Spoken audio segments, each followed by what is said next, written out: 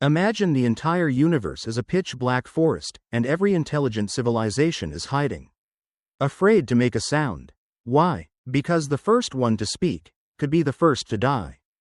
Now let's take a hard left into paranoid thriller territory. Welcome to the dark forest hypothesis, where silence isn't an accident, it's survival. Here's the idea. The universe is like a dark forest, and every civilization is a lone hunter, sneaking through the trees, terrified to make a sound. Because if you do make a sound, like, say, broadcasting, "Hey, we're here," across the cosmos, someone might hear you and shoot. The logic is brutal. You don't know who's out there. You don't know what they want.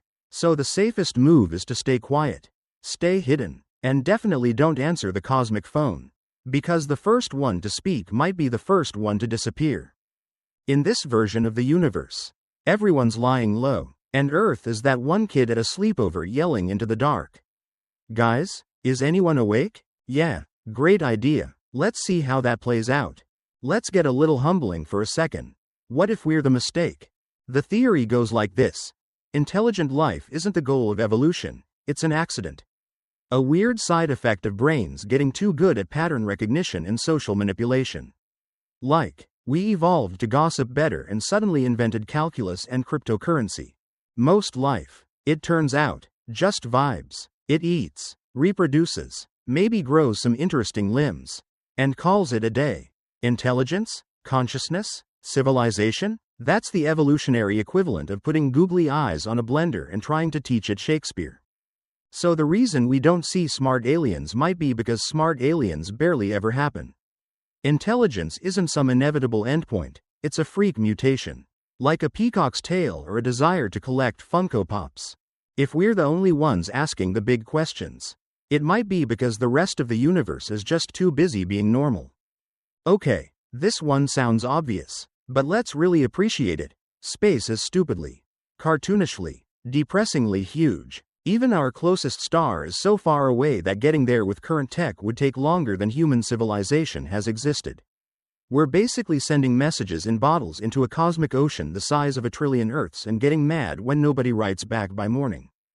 And let's not forget, even if aliens were out there, even if they were listening, and even if they did respond, we still might not get that reply for thousands of years. By the time the message gets here, we'll all be dust and nostalgia memes. Space is big, our tech is small. We're the kid at a music festival yelling, "Hello," from the parking lot and wondering why the headliner hasn't waved back. Here's a weird little mindworm. What if aliens already visited Earth, just like 500 million years ago? Maybe they did a flyby back when Earth was nothing but single-celled soup and went, "Yeah, not much happening here," and bailed. Or maybe they did something and then vanished, leaving zero clues. Or they became the mitochondria in our cells. Yes, that's a real theory. No, I don't have receipts. Point is, the timeline of the universe is absurdly long. If advanced aliens showed up 1 billion years ago and moved on, we wouldn't know. No fossils, no crash-landed saucers, just a few confused trilobites wondering why the sky hummed for a minute. So maybe we just missed them. Like showing up to a party and finding the pizza box empty and a single sock on the floor. Something happened, but you'll never know what. Okay, time to get weird. What if we think we're conscious, but we're wrong about what consciousness even is? This theory suggests that intelligence and consciousness as we define it, self-awareness, complex emotions, abstract reasoning, might not be the gold standard of life.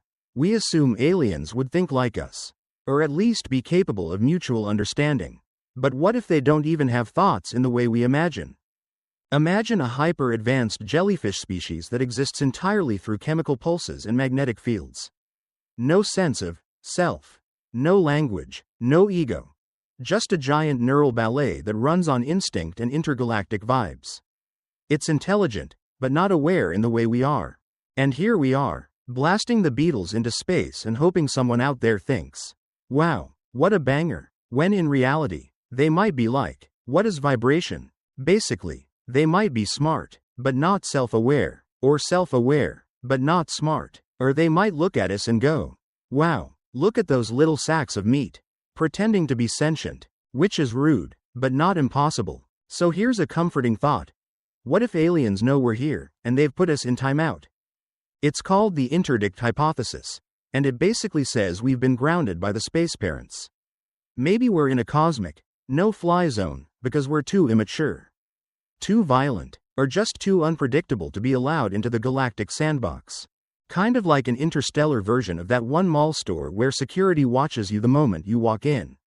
You're allowed to browse, but touch nothing. This theory assumes a whole network of advanced civilizations decided, yeah, let's not let the hairless apes with nukes and TikTok near the fusion core. So instead, they isolate us, no contact, no hints, no help, just silence. Worst part? We might not even know we're in quarantine. We're here thinking we're on the verge of cosmic greatness, and the rest of the universe has us tagged as, do not engage until further notice. So congratulations, we might be the Florida of the galaxy. And now for the most flattering, terrifying theory of all. What if we're it? Not just early, not just special, but first? The first intelligent species to ever emerge. The first civilization to build rockets, bounce lasers off moons, and ask questions like, why is everything so dang empty? That would make us the trailblazers, the universe's original content creators. No other uploads yet, but that also means there's no guidebook, no one's coming to help, no alien mentors to hand us a glowing crystal and say, you're ready. It's just us, fumbling forward, hoping not to mess it all up. And if we fail, well, there goes the only shot at a thinking, dreaming, stupidly curious species in this entire side of the cosmos. So yeah, no pressure. Thanks for watching. Don't forget to like and subscribe if you enjoy weird, slightly horrifying facts delivered with a smile. See you next time.